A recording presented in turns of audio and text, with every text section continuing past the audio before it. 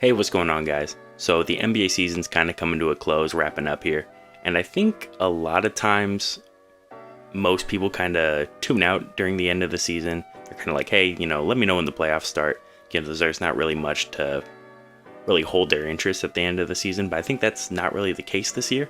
With things like the race for the number one seed in the West, and then even right below that at not four, but it's 5, 6, 7, and 8. There's kind of a lot of movement that could happen there.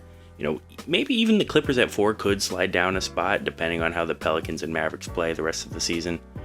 But, there's a lot of intrigue, especially even at 11 and 10. That's probably where there's the most interest, with the Rockets trying to give the Warriors a run for their money to move into that 10th seed and get into the play-in tournament. And I think that's kind of where I want to spend the bulk of this video, talking about the Rockets and the Warriors and how much of a chance the Rockets really have at making it into the play-in tournament. Now, a few days ago, it looked like they had a really good chance, but the last couple of days haven't been the best for the Rockets. So the Rockets just actually lost to the Mavericks. I think it would be like 2-3 days ago now. And then just yesterday, the Warriors beat the Mavericks. So it's a loss for the Rockets and a win for the Warriors. Really doesn't help the Rockets' case. If I was, say, betting on it, I would kind of go with the Warriors. I would think the Warriors are going to hold on. But tomorrow, the Rockets actually play the Warriors. So that game could have, a lot of ramifications for this whole thing. If the Warriors put away the Rockets, I would kind of say it's wraps. Although it's not technically a lock, they would still technically have a chance.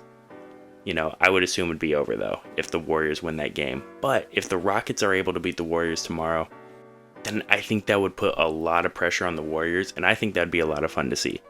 Personally, that's what I want to see happen. I want to see the Warriors, not the Warriors. I want to see the Rockets, really put some pressure on the backs of the Warriors. Make them play perfect, make them play well to stay in. I want to see the Rockets succeed. I just think that'd be a lot of fun. So that'll definitely be a game that I'll be tuned into, wanting to see what happens. But also, funnily enough, the Mavericks kind of have a lot of bearing on this race between the Warriors and the Rockets. The Mavericks just played the Rockets and beat them. And then they lost to the Warriors. And they still have one more game apiece against the Rockets and the Warriors. And there's only like 7 games left in the season. So every win matters for these teams at the bottom trying to get in or stay in the case of the Warriors and the Rockets respectively. But moving on from that, yesterday we saw a game between the Raptors and the Lakers, and it was a pretty good game for the first half at least. In the second half, the Lakers kind of pulled away. It wasn't really much of a game at that point, but it was nice to see RJ Barrett and Emmanuel Quickley back in the lineup. Tragically, both of them dealing with the losses of family members. So it was nice to see them back out there, kind of have that solace on the court. But also, they looked really good in yesterday's game. RJ Barrett had a good game. Quickley had a really good game, came out firing in the first quarter. But one thing that I've kind of been thinking about a lot recently is just how good LeBron James is for how old he is.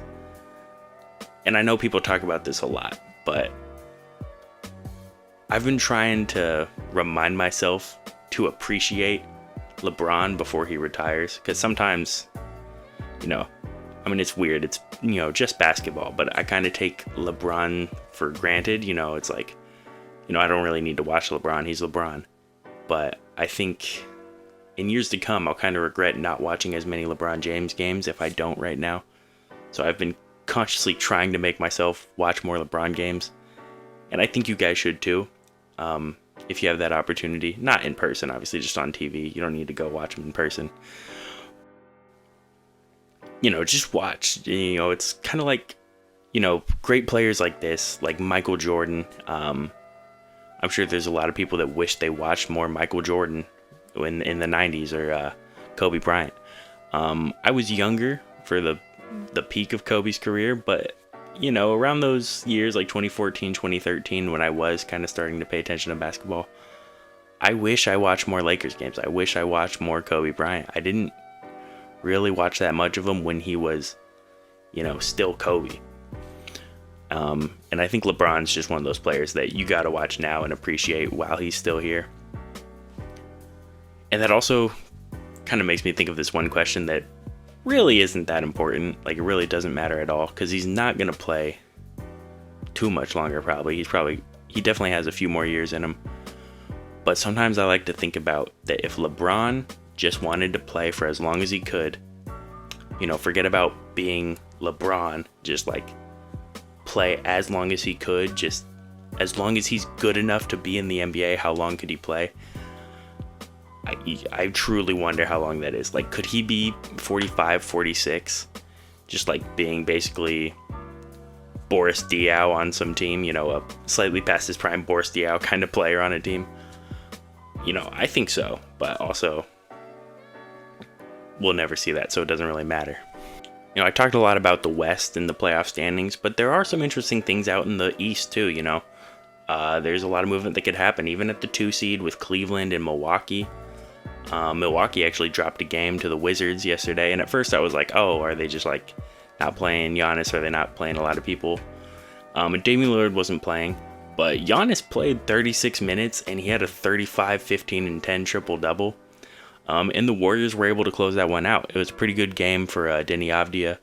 And another guy that I'm not going to lie and say that I really know anything about him, but Tristan Vucevic, that guy had a pretty good game, 14 points, He kind of earned a spot in someone I'm going to keep an eye on, at least a little bit.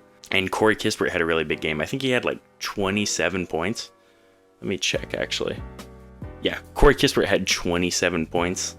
Not his best shooting night, going 4 of 11 for 3, but a really good game for Corey Kispert. A player who I think is actually really important for their future. And I think people who watch the Wizards know that. But I don't think the rest of the league, like fans of the rest of the league, know how important Corey Kispert probably will be going forward for the Wizards' future. But also it's the Wizards, so they might just completely fumble everything and not have a future at all entirely. But, I think Corey Kispert definitely is a player worth keeping an eye on for the trajectory of his NBA career. I think he could be a really good player in this league.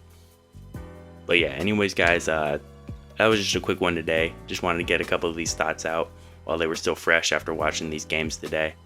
But yeah, that's all I really had for you guys today. Consider liking and subscribing. It really helps me out.